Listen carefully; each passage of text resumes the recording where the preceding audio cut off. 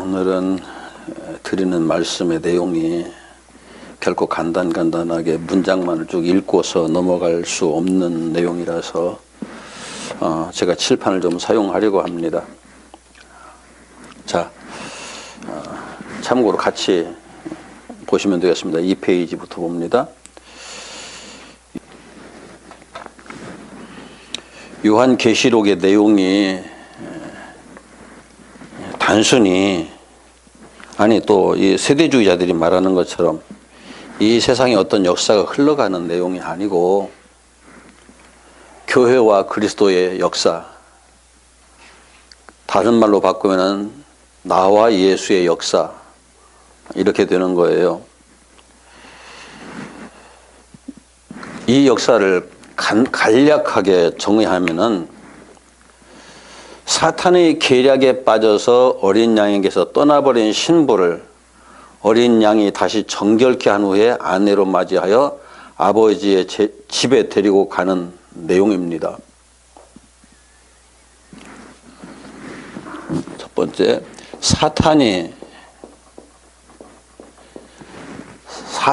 계략에 의해서 사탄이 아담과 하와를 유혹했죠. 그런데 이제 하와는 교회의 표상이고 아담은 예수의 표상인데 교회를 유혹을 해서 이 교회가 사망에 빠졌어요. 그래서 사탄의 소유가 되었죠. 그걸 어린 양 예수께서 다시 찾아서 회복시켜서 정결케 해서 다시 아버지의 집에 데리고 들어가는 역사다. 계시록을 딱 정확하게 요약하면 이런 내용이에요. 또 한편에서는 이 요한계시록은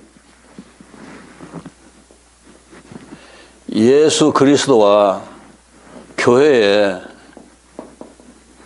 교회는 나죠, 나. 교회의 연애사예요.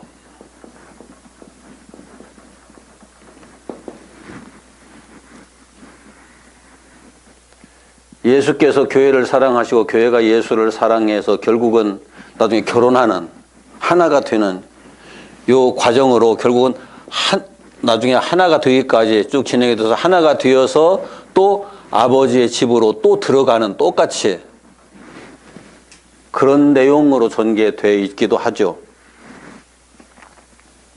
어린 양이 이 용의 유혹에 넘어가서 하나님의 형상을 잃고 죽은 신부를 다시 찾아서 아버지의 집에 데리고 가는 이 과정에서 진행되는 것이 예수 그리스도와 용의 전쟁사예요.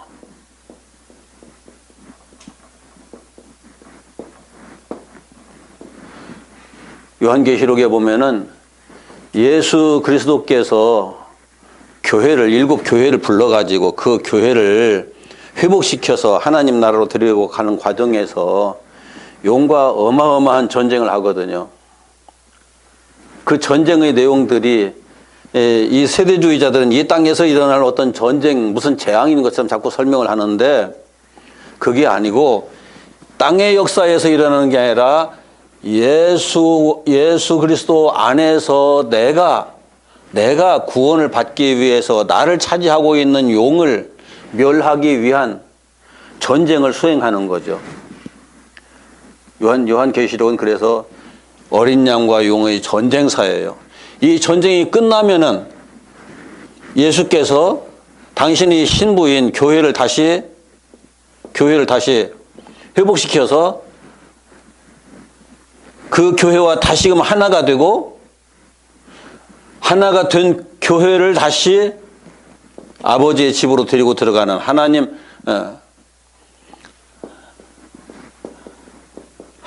나라로 데리고 들어가는 그 역사가 진행되는 거죠.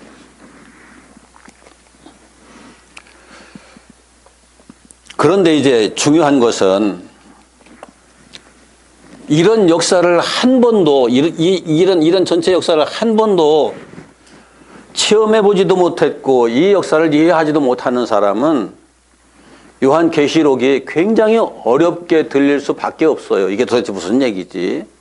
그래서 이렇게도 맞춰보고 저렇게도 맞춰보고 여러 가지 일들에 막 맞춰보는데 그러다가 결국은 이게 예언이기 때문에 이 세상의 역사가 어떻게 흘러갈 거다 하는 것일 거라고 생각을 하고 거기에다 맞춰서 열심히들 설명을 했었어요. 근데 그러다 보니까 어떤 건 맞고 어떤 건 안 맞고 어떤 건 맞는 것 같은데 또 어떤 건 안 맞고 하는 그런 일들이 자꾸 생긴단 말이에요. 그래서 해석이 항상 오락가락 했죠.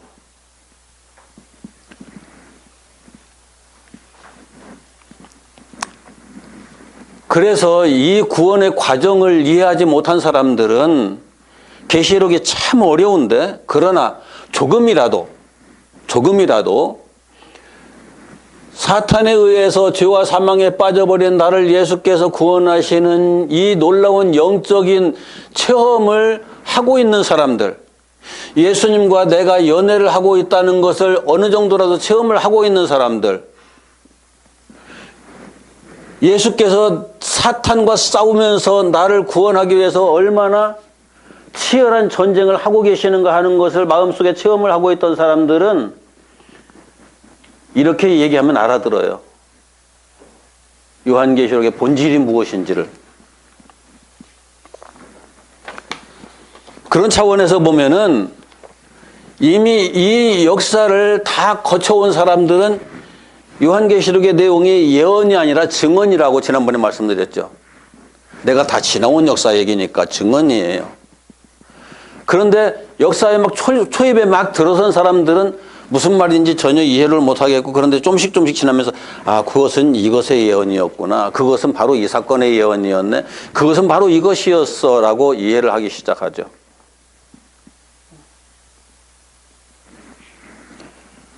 저하고 공부를 하는 분 중에 그 구속사에 대한 얘기를 들어가면서 이게 도대체 무슨 얘기인지 전혀 이해가 안 되다가 몇 년 지난 다음에 그때 목사님 하신 말씀이 바로 이것이었습니다 하고 자기의 삶에서 경험된 것을 끄집어내가면서 나한테 얘기하면서 이게 이거지요 라고 묻더라고요. 그게 바로 경험되어져야만 아는 예수 그리스도의 구원 역사의 본질적인 부분이거든요. 그래서 경험되지 않는 역사는 나의 역사가 아니에요. 내가 경험하지 못한 것은 내 역사가 아니에요. 엄밀하게 따지면 그래요. 내가 경험한 것만이 내 역사죠. 내가 그 역사를 거쳤다고 그러면은 마치 이런 거예요. 내가 초등학교를 졸업했으면 초등학교 졸업장이 있죠. 중학교 졸업했으면 중학교 졸업장이 있죠. 내가 박사 과정을 마쳤다 그러면 박사 과정을 마친 이수한 박사 논문이 있을 거고 박사 그 수여증이 있을 거예요. 학위 수여증이. 그런 것처럼 내가 그 역사를 통하지 않았으면은 아무것도 남는 게 없어요. 누가 그런 말을 하고 있으면은 나는 전혀 경험을 안 해봤기 때문에 그냥 지나가는 그냥 다른 소리로 들릴 뿐이지 나의 이야기로 들리질 않죠.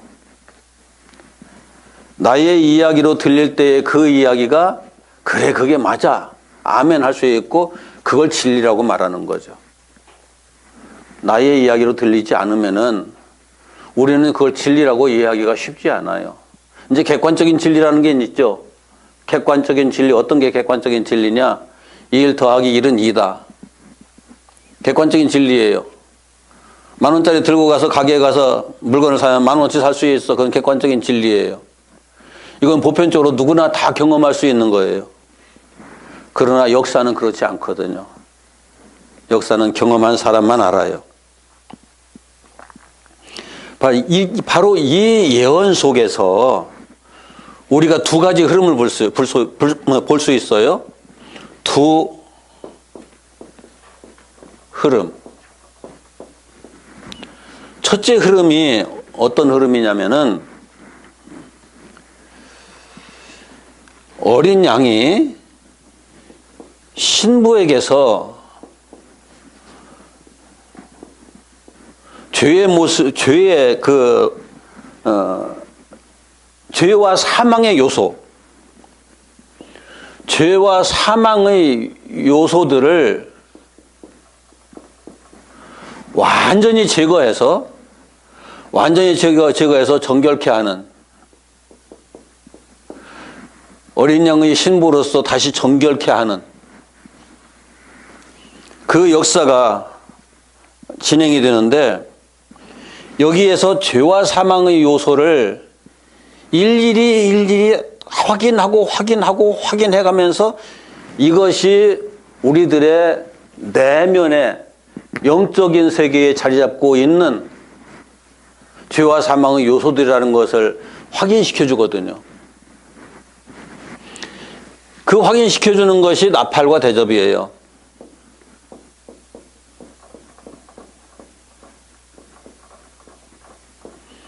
여기에서 나팔과 대접은 말씀이에요. 하나님의 말씀. 하나님의 말씀. 하나님의 말씀 하면 항상 꼭 기억해 둬야 될 게 있어요. 하나님의 말씀이 헬라어로 로고스라고 그랬죠. 로고스가 가지고 있는 의미가 원리, 원칙, 법, 기준, 등등등등. 여기 언어도 포함되고요. 수리도 포함돼요.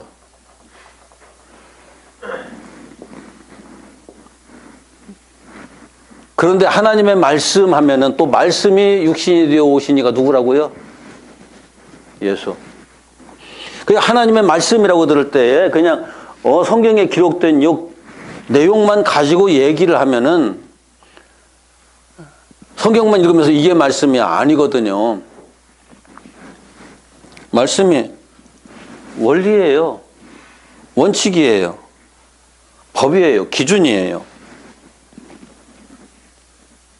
모든 수학이나 과학이나 이런 것들이 전부 다 이 원리, 원칙, 법, 기준에 의해서 다 논의되고 있는 거예요.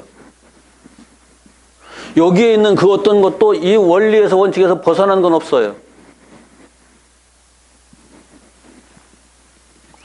하나님이 그 모든 원리와 원칙 자체인 거죠. 그래서 말씀이라고 할 때 그냥 대충 말씀이라고, 말씀을 말하는 사람에 따라서 좀 의미가 좀씩 변질되어서 전달되기는 하지만은 기본 원리는 이래요. 이 원리와 원칙과 법과 기준이 선포될 때 그 원리에서 벗어나 있는 것, 죄와 사망의 요소가 다 하나씩 둘씩 나타나게 되죠. 드러나게 되죠. 계시록에서는 나팔과 대접을 통해서 그걸 전부 다 끄집어내는 거예요. 끄집어내서 그것을 하나하나 확인시켜 주면서 마지막에는 이 모든 걸 제거하는 거죠.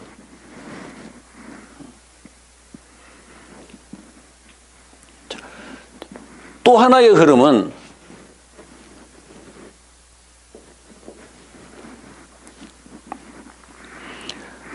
어린 양이 교회의 신부에게 새 생명을 공급해 줌으로써 죄와 사망의 요소들은 제거하고 새 생명을 공급해 줌으로써 새 생명이 점점 더 완전해져 가고 성장하고 성숙해 가면서 하나님의 형상, 에덴 동산에서 우리 인류가 잃어버렸던 하나님의 형상의 완전한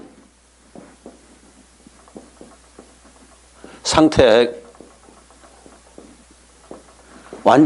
이르기까지 우리를 세우는 역사를 하는 거예요. 이건 거듭나는 거라고 그러죠. 거듭난다. 새로운 피조물이 되었다. 이것은 제거하지만 이것을 완전하게 세우는 내용들이 일곱 교회로 시작해가지고 해산하는 여자, 해산하는 여자로 나타나고 나중에 천년 왕이 되었다가 저 하나님 나라에 올라가서 새 예루살렘, 네. 이렇게 신분이 바뀌는 거예요.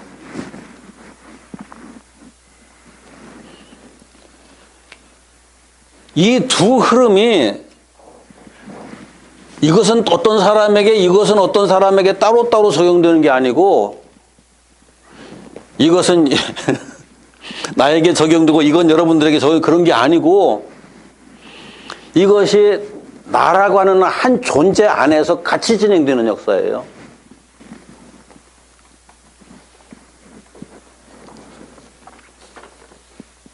이 한 존재 안에서 같이 진행되는 이 역사가 한 사람에게도 적용되어서 진행되지만 또 한편에서는 한 교회, 공동체 안에서도 똑같이 적용돼서 진행이 되죠.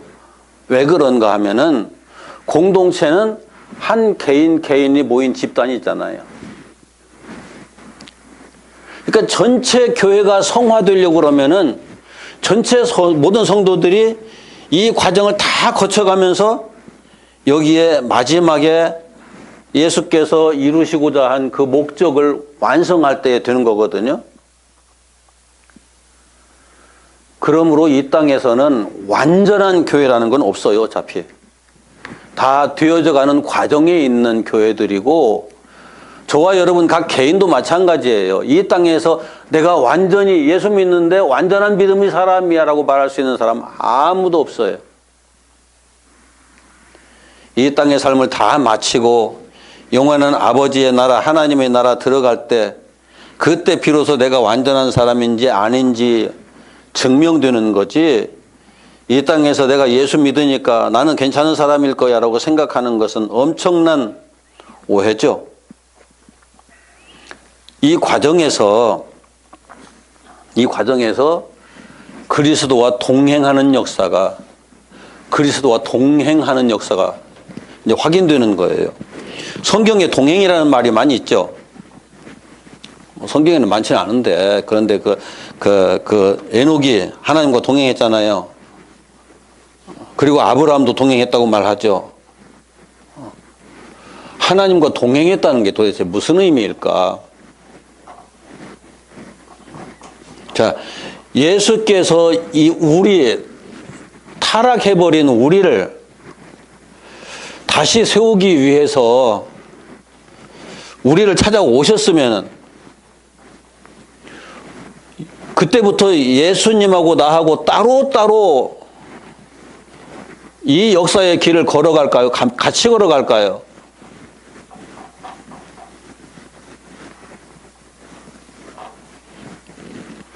예수님께서 데리러 왔으면은 그때부터 예수님하고 같이 가야잖아요.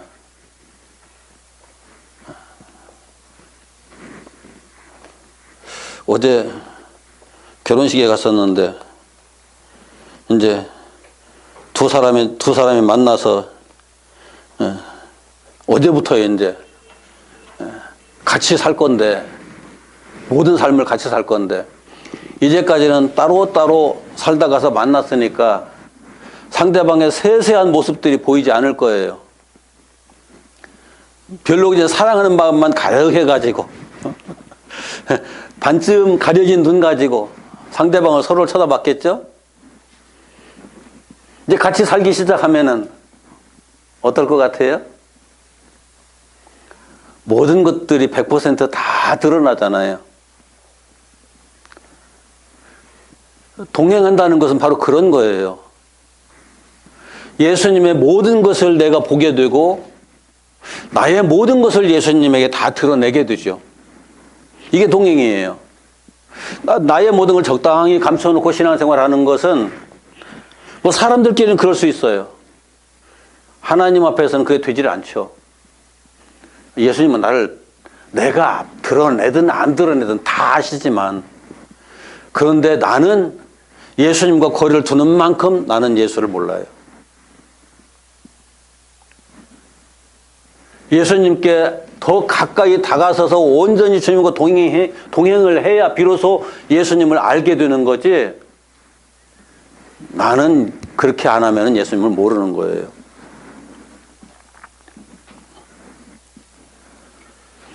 동행이라는 것은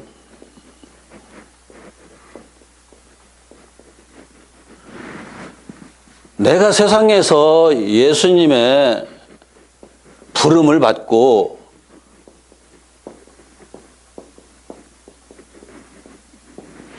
부르심을 받고 그 부르심 초청에 내가 알겠습니다, 주님 따라하겠습니다, 이렇게 결정을 하고 그때부터 예수님과 함께 길을 걷는 거거든요. 예수님과 함께 길을 걸어가는데 무슨 길을 걸어가느냐?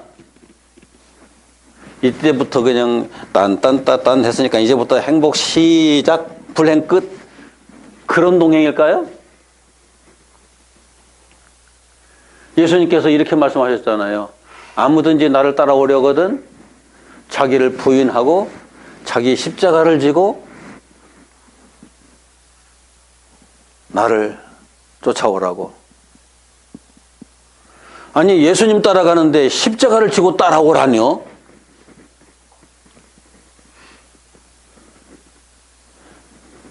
예수님 따라가는데 예수님께서 그렇게 말씀하셨잖아요. 너를 먼저 부인해라. 아니, 예수님 나를 인정해 주셔야 되죠. 이 나를 인정해 주시고 나를 받아들이셔야 되지, 나를 인정해 주시는 것이 아니라 너 부인하라고 말씀하시면 말이 안 되잖아요. 많은 신앙인들이 자기 자신을 내 모습 이대로 주봐드옵소서, 그 찬송의 원래 의미가 그런 것이 아닌데 우리가 착각을 하고 있어요. 내 모습, 이 형편없는 이 모습 이대로 주님 그대로 인정해 주시고 받아주시고 감싸주시고 안아주시고. 맞아요. 처음에는 내 모습 이대로 쭉 받으십시오, 그대로 들어가요, 예수님께. 그런데 예수님께 딱 들어가는 그 순간부터 그 모습들을 하나둘 찾아서 제거하기 시작해야 되기 때문에, 그때 제거되는 것이 내가 부인되지 않으면 제거가 안 돼요. 아, 내가 이거 부끄러운 거야, 잘못된 거야, 나 이거 싫어하고 놔버려야 부인이 되는 건데, 이거 꼭 끌어안고 이게 내 모습이니까 절대 이것만큼은 건드리지 마세요, 주님. 그래가면서 무슨 역사가 일어날까요? 그래가지고서는 어떤 생명의 역사도 있을 수가 없어요. 나의 인간적인 모습, 세속적인 모습, 죄와 사망의 존재에게서 나오는 그 독특한 모습들을 하나 둘 부인할 수밖에 없어요. 그래야 주님 따라갈 수 있으니까. 그런데 부인하는 것만으로 되느냐? 부인하는 것만으로 되는 것이 아니라 십자가를 지고 따라오라고 그랬잖아요. 십자가를 왜 져야 돼요? 무엇 때문에 십자가 쳐요? 그냥 고생 좀 하려고 지는 건가요? 십자가를 지고 가는 건 고생하기 위해서 지고 가는 것이 아니라 죽기 위해서 지고 가는 거예요. 거기에다 나를 못 받고 예수님과 나를 같이 못 받기 위해서 지고 가는 거예요. 그럼 부인했던 것들을 거기에서 그냥 바울이 표현했던 것처럼 날마다 죽여가면서 가는 거죠. 주의 부르심을 따라서 가는 길이 십자가의 길이지 영광의 길이 아니에요. 그런데 신앙생활하면서 많은 사람들이 자꾸 여기에 나를 영광스럽게 하옵소서, 나를 영광스럽게 하옵소서 하면 기도하는데, 이 자체가 우리가 신앙을 너무 잘못 가르쳤고 잘못 이해했고 잘못 배우고 있는 거예요.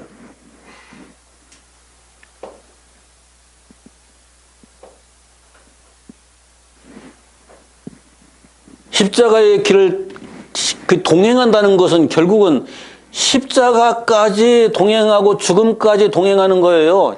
이게 영광의 길을 동행하는 것이 아니라 십자가의 길과 십자가에서 죽는 데까지 동행하는 거예요.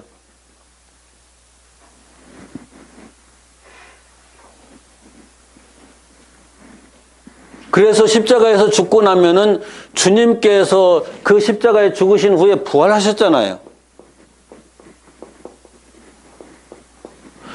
나는 스스로 내가 죽으면 결코 부활할 수 있는 존재가 아닌데, 원래 참 생명이신 주님은 죽으시면은, 죽으실 이유도 없지만 우리 때문에 죽으시는 거잖아요. 나 때문에, 나를 죽이기 위해서 주님이 같이 죽는 거예요. 이런 표현들 잘 안 쓰는데,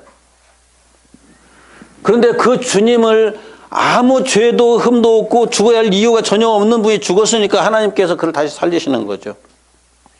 살리시는데 예수님과 내가 따로따로 나누어져 있는 것이 아니라 이 길을 걸어가면서 같이 십자가의 길을 걸어가서 같이 죽는 거예요. 같이 십자가에서 같이 죽을 때 우리가 하나가 되는 거죠. 이렇게 둘이 아니라 하나가 되어 있기 때문에 예수님을 살리면 누가 살아요? 예수님을 부활시키면 내가 부활하는 거죠. 이것이 영적 차원에서 적용될 때는 이것을, 이 부활을 첫째 부활,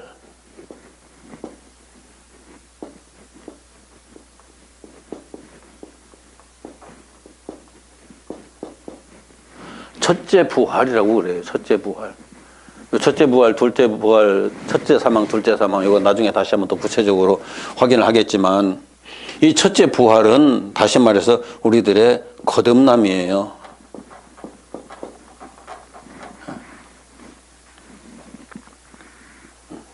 이렇게 거듭난 사람을 하나님 나라로, 영원한 하나님 나라로 데리고 가시는 거죠. 이게 계시록 전체의 얘기예요. 이것이 계시록에만 기록되어 있는 것이 아니라 알고 보면은 이게 복음이에요. 이게 이 자체가 복음이에요.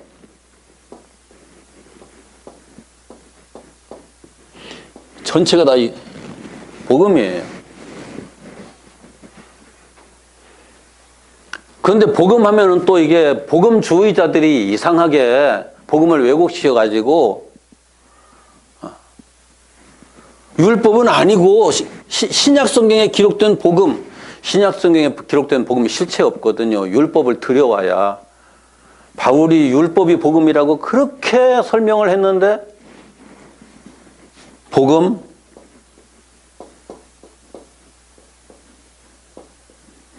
율법이 복음이고 복음이 율법이다라고 그렇게 설명을 했는데 바울의 로마서, 고린도전서, 갈라디아서를 읽어가면서도 율법이 복음이고 복음이 율법이다라는 것을, 아니 분명히 그렇게 적혀 있는데도 그걸 못 보는 사람들이 너무 많아요.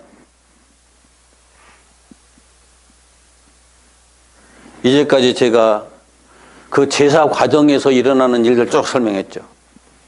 제사 과정에서 나는 율법에 따라서 정죄된 나는 성막에 들어가서 하나 둘 다 해부해가지고 다 확인하고 번제단에서 올려서 다 태워버리고 번제단에서 왕같은 제사장으로 거듭난다고 말씀드렸죠.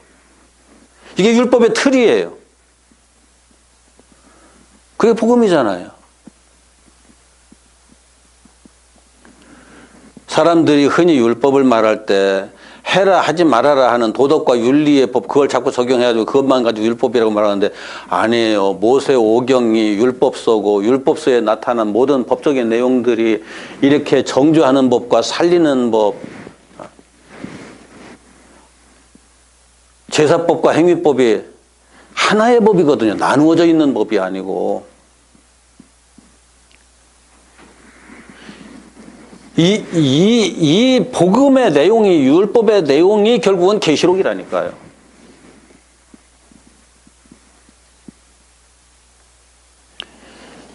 이 역사를, 그 율법의 역사를, 복음의 역사를, 계시록에 예언된 역사를 예수님과 내가 함께 걸어가는 것, 이것이 예수 그리스도와의 동행이에요.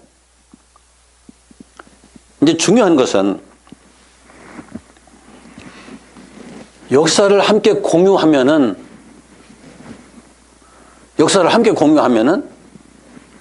공유한 사람들과의 사이에 뭐가 생겨요?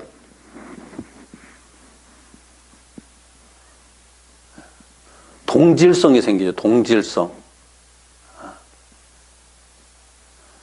제가 어제 저녁에 늦게까지 영화 한 편을 봤는데 이제 전쟁 영화예요.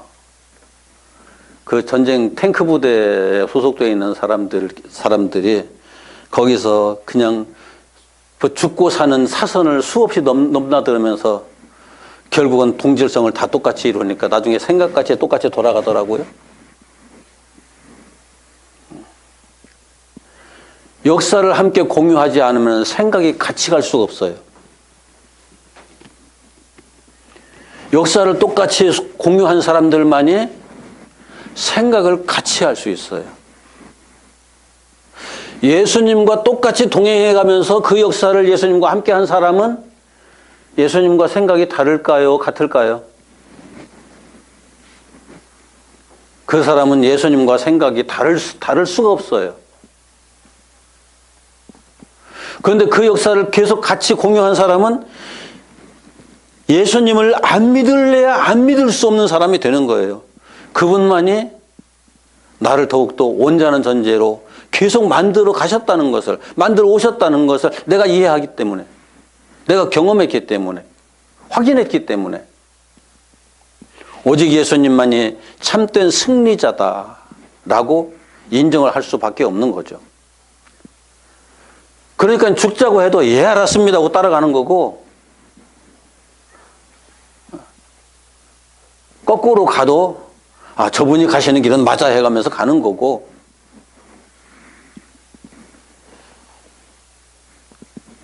이렇게 역사를 같이 공유했다. 어느 한 역사를 소유함으로써 그 역사를 통해서 우리의 정체성, 나는 누군가 하는 것이 결정되는데,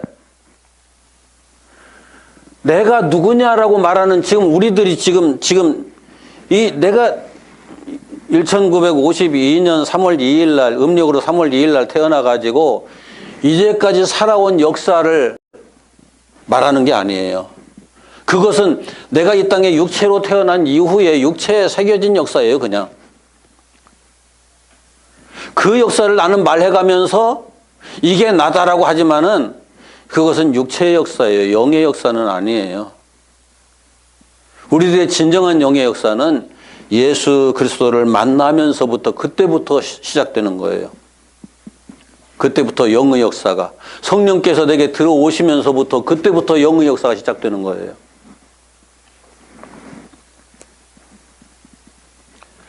그런 역사를 주님과 함께 공유하지 못하면 내가 예수님을 안다고 할 수도 없고, 예수께서도 나를 안다고 안 하시는 거죠.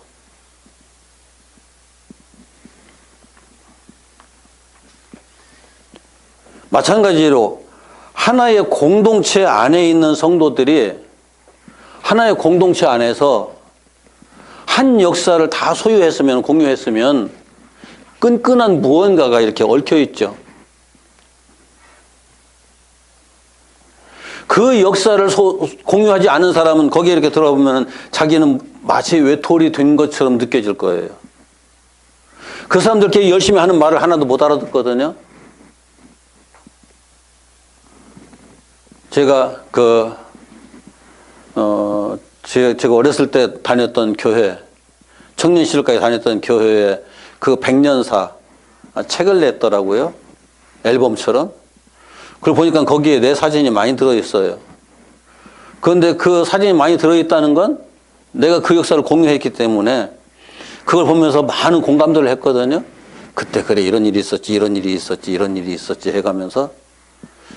그런데 우리 큰형님은 그 교회를 좀 일찍 나왔어요.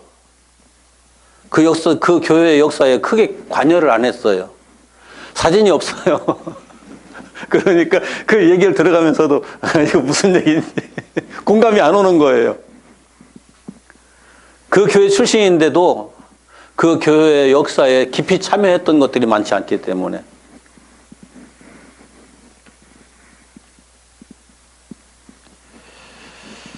예수 그리스도와 진정으로 하나가 되는 것은 역사를 공유하는 거예요. 생명의 역사를. 생명의 역사를 공유하는 과정에서 사망의 역사도 함께 공유하잖아요. 십자가의 역사를 함께 공유하잖아요.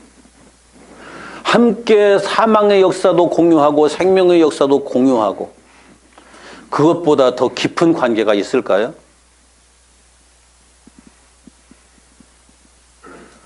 함께 죽음도 함께 나누고 생명도 함께 나누고 이것보다 더 깊은 관계는 없어요. 그 관계 속에서 예수님께서 내가 너를 안다 라고 말씀하시는 거고 우리가 주님을 압니다 라고 말할 수 있는 거죠. 주의 이름만 부르는 사람은 그렇게 되질 않아요.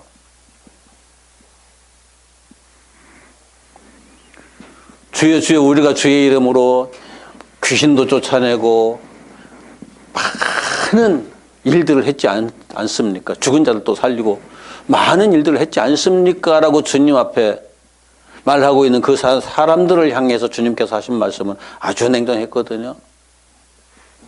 내가 너희를 도무지 알지 못한다. 불법을 행한 자들아 내게서 떠나라. 자, 불법. 이게 율법이라고 그랬죠? 법이라고 그랬죠? 법대로 되어진 거예요. 법대로 되어진 것이 복음이에요. 법대로 되지 않은 것은 복음이 아니에요. 법대로 되지 않았기 때문에 불법을 행한 자들이에요. 법대로 되었기 때문에 그 사람은 예수님의 생명의 역사를 통해서 다시 사는 사람이 되는 거예요. 그래서 율법을 소홀히 하거나 율법을 무시하면은 구원의 역사가 있을 수가 없어요. 요한계시록이 다시 율법이라니까요.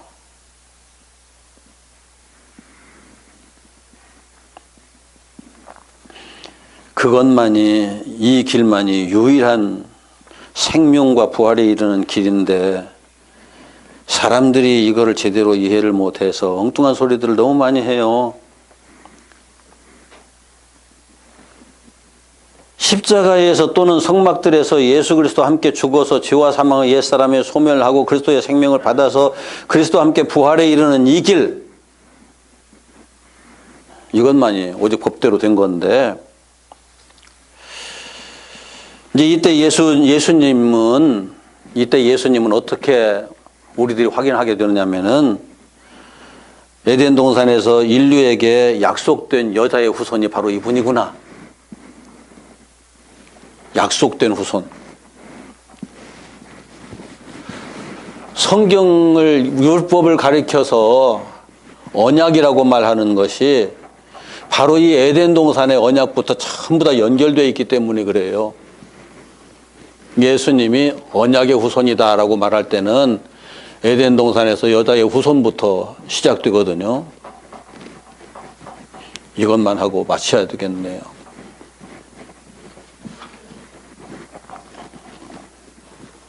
이거 다 하려고 그러면은 또 한 3, 40분 더 전부 다 시간이 가야 될 것 같아서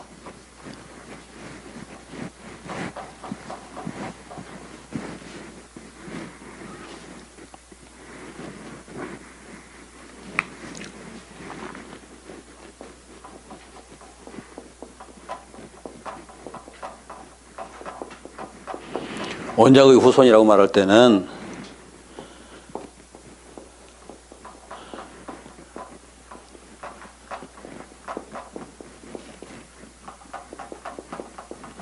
에덴 동산에서는 여자의 후손이 있어요. 근데 에덴 동산에 또 하나가 있어요. 여자의 후손이라고 말씀을 하시고 아담과 하와에게 이 여자의 후손이라는 말씀을 하실 때 아담이 이 후손을 받아들여서 하나님께서 하시면은 우리가 다시 삽니다. 그래서 그 여자의 그 하와의 이름을 원래 여자 이름이 없었잖아요. 이름이 없었는데 하와라고 짓죠. 하와라는 요 의미가 모든 산자의 어미. 그런데 앞에 내용들 보면은 하와가 산자의 어미예요, 죽은 자의 어미예요. 죽은 자의 어미가 아니라 자손들을 왕창 다 죽인 장본인이에요, 하와가. 그런데 하나님께서 여자의 후손을 통해서 다시 살린다고 그러니까 아담이 저 여자 이름을 산자의 어미라고 해야 되겠다. 하나님의 언약이니까. 그래서 이 이름을 생명이라고 짓는 거예요, 생명.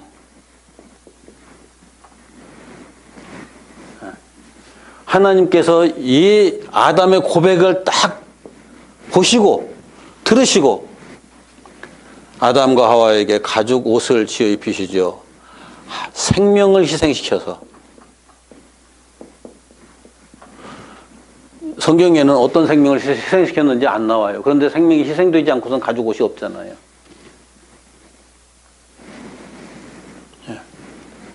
이 희생된 생명이 예수 그리스도였던 거죠.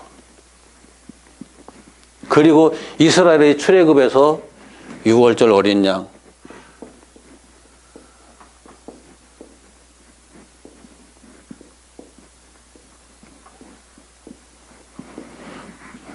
세례 요한이 보라 세상 죄를 지고 가는 하나님의 어린 양이로다라고 예수님을 소개하죠.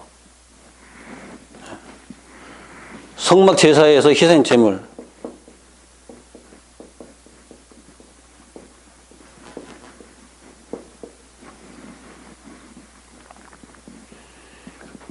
이스라엘의 출애굽 역사에서는 모세와 여호수아,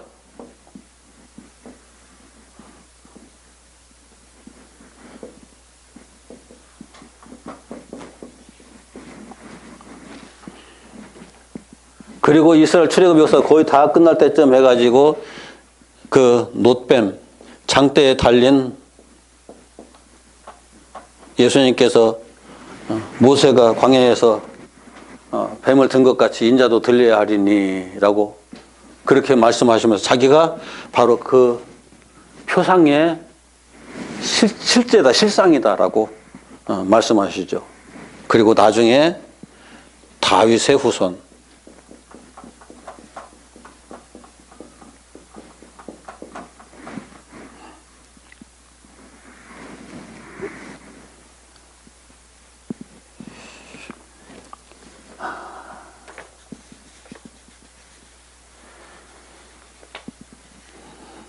이런 내용들을 통해서 우리가 예수님이 어떤 분인가 하는 것을 이해하고 그 예수님과 동행하는 역사가 어떤 역사다 하는 것을 확인하면은 계시록은 나와 예수님이 동행하는 역사를 예언해 놓은 것이로구나. 그렇게 이해하기가 전혀 어렵지 않아요. 아무런 문제될 일도 없고요. 그렇게 설명하면은 계시록에서 어렵게 보이는 것이 하나도 없어요.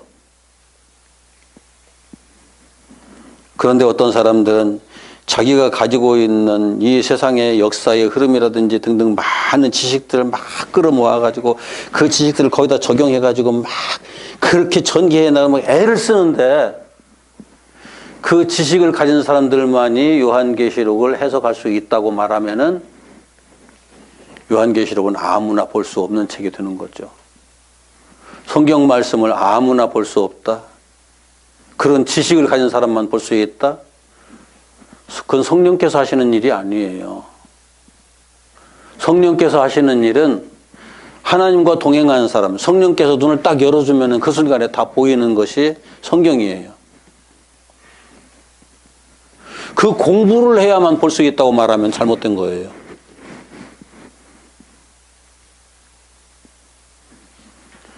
어차피 우리가 내가 다 깨닫지 못해서 먼저 깨달은 사람들을 통해서 공부를 하는 건 있긴 있지만 그것이 나중에 성령의 감동을 통해서 같이 이게 내 역사다라고, 이 땅에 어떤 역사가 아니라 언제 어느 때 어디서 어떻게 일어날, 누군가를 통해서 일어날 그런 역사다, 그게 아니라 요한계시록 전체가 예수님과 나의 동행의 역사다 라고 이해될 수 있어야 이게 성경이 되는 거예요.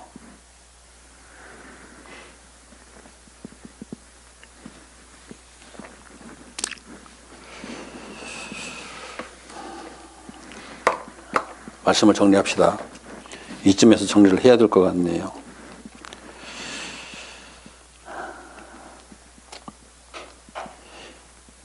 이 역사가 율법과 이스라엘 백성들의 출애굽 역사와 등등 많은 부분에서 계속 함축해서 우리에게 다 보여주고 있는 건데, 이 내용 다 보면 그래요. 이 옛사람인 내가 왜 옛사람이라고 하느냐면은 새사람과 대비되는 표현이잖아요. 새사람. 새사람이라는 것은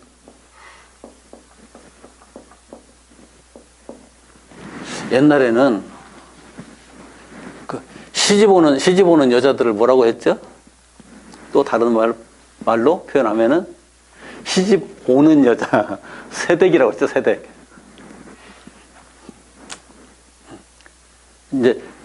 이제껏 없던 사람이 들어왔다, 우리 집에. 이제 그런 차원에서 쓰는 말인데, 엄밀하게 따지면 새 사람은 아니에요, 그냥. 그 집에서 볼 때 새 사람인 거죠. 그런데, 어떤 면에서 우리에게 내 안에 태어나서 이제까지 막 자라오면서 내 안에 형성된 하나의 자아가 있어요. 그런데 예수를 믿기 시작하면서 예수 안에서 신앙의 세계 속에서 새로 형성된 자아가 있어요. 두 개가 같이 있어요. 어떤 사람은 아예 이거 읽지도 않은 사람도 많은데 적지 않지만은, 그러나 제대로 예수를 믿기 시작했다고 그러면은 이 옛 사람과 새 사람이 내 안에 있어요. 이 옛 사람과 새 사람이 이것은 옛 사람이고 이것은 새 사람이다 하는 것이 처음에는 이게 잘 구분이 안 되지만, 신앙생활을 계속하고 성경 말씀 듣고 이렇게 설교를 듣고 말씀을 자꾸 배우고 이렇게 하다 보면은 이게 이런 거구나, 또 기도 생활을 하다 보면은 내 안에 옛 사람과 새 사람이 공존하고 있구나 하는 것을 확인할 수 있게 되죠. 그러면서 내 옛사람은 이런 것들이야 라고 말할 수 있는 것들이 보이는데, 바로 이것은 십자가에다 못 박아서 죽여야 될 옛사람인 거고, 새 사람은 예수 그리스도와 함께 하나님 나라로 들어갈 그 사람이니까 내 이 두 자아 중에 한 자아는 사라져야 되는 거고, 한 자아는 더 견고하게 완전하게 세워져야 되는 그 역사가 진행되기 때문에, 이것을 규명하고 하나 둘 밝혀주는 내용이 계시록에 상세하게 나와 있어요. 제가 그전에도 말씀드렸지만은 신앙생활을 오래 했다고 하면서도 내 안에 옛사람과 새사람이 어떻게 형성되어 있고 이 두 존재 사이에서 어떤 영적인 그 투쟁이 일어나고 있고 갈등이 일어나고 있느냐, 이것을 알지 못한다면 그 사람은 아직 신앙생활을 제대로 하고 있는 게 아니다라고 그랬죠. 신앙생활을 제대로 하고 있는 사람은 내 안에 갈등이 있을 수밖에 없고 영적 투쟁이 있을 수밖에 없어요. 그래서 새 사람을 나의 자아로 이게 진짜 나야 라고 인정을 하고, 이것은 결국은 이 땅에서 삶을 다 마치고 나면 사라져 없어질 것에 지나지 않는다 라고 이해를 하는 것. 여기에서 이것은 죽고 이것이 살아나는 것이 부활이에요. 이 부활도 잘못 오해해가지고 이게 다시 사는 것처럼 자꾸 설명을 하는데 아니에요, 그건. 이게 다시 살면 어떻게 될까요? 이게 다시 살아서 천국 가면 어떻게 될까요? 그게 천국일까요? 그건 아니잖아요.